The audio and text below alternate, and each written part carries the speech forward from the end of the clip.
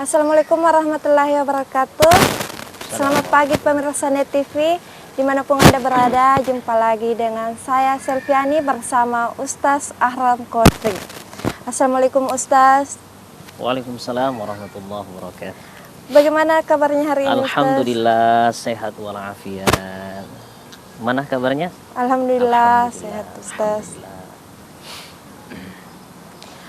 Adapun tema pada pagi hari ini kenikmatan surga.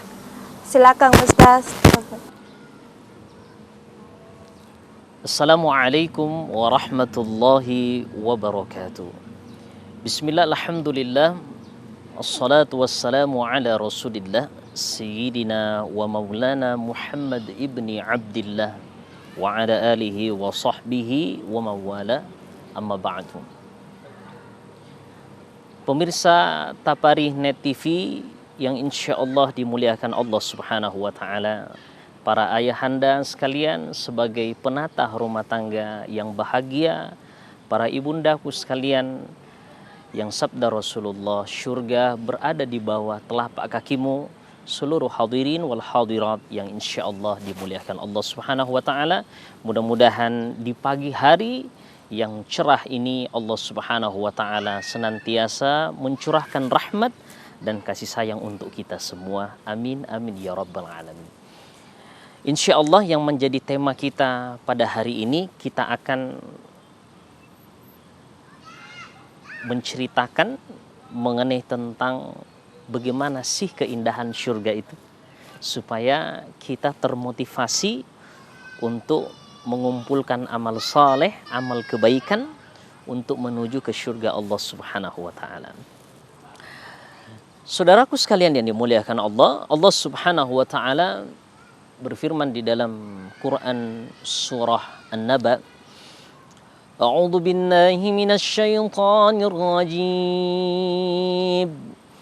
Bismillahirrahmanirrahim. Inna lil muttaqina mafazan hadaiqa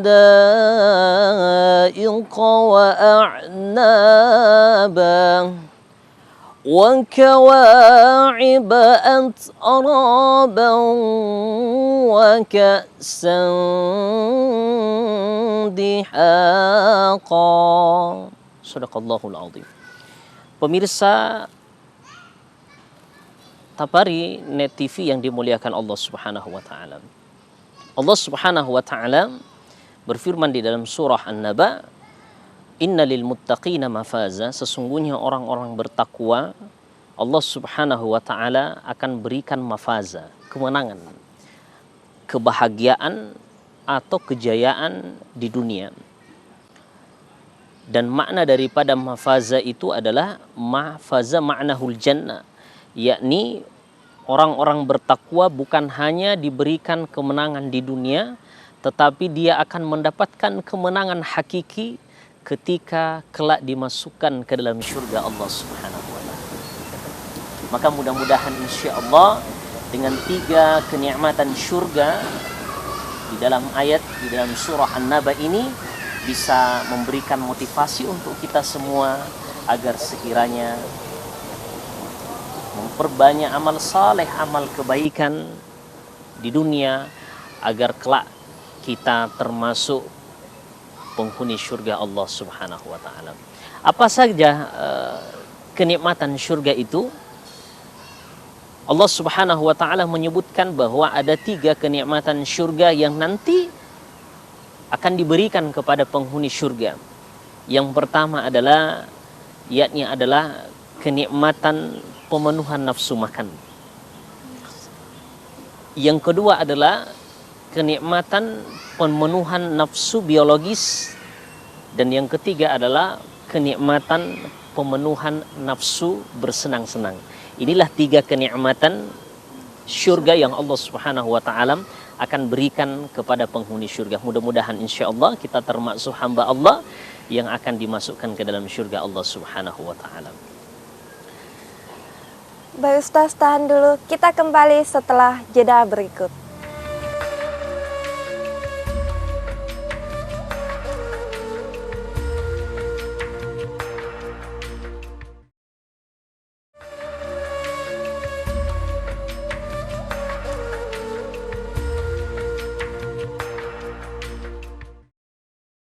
Baik, kita kembali lagi bersama saya Selviani dengan Ustaz Ahram Kodri. Silakan Ustaz.